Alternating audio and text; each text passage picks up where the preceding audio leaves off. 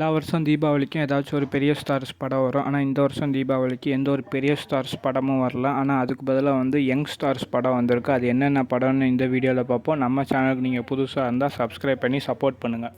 பிரதீப் ரங்கராஜன் ரீடோராக நடித்து கீர்த்தீஸ்வரன் டைரக்ஷனில் சாய் அபிசங்கர் மியூசிக்கில் வரப்போகிற படம் தான் டியூடு. இந்த படத்தோட கதை என்னென்னா லவ், ஆக்ஷன், காமெடி மூணும் சேர்ந்தது தான் இந்த படத்தோட கதை.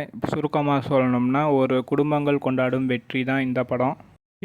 டீசல் இந்த படத்துக்களை ஹரிஷ் கல்யாண் தான் ரீடோராக நடிச்சிருக்காரு. அது மட்டும் இல்லாமல் இந்த படத்தோட டைரக்டர் சண்முகம் முத்துசுவாமி. இந்த படத்துக்கு மியூசிக் தாமஸ் பண்ணியிருக்காரு.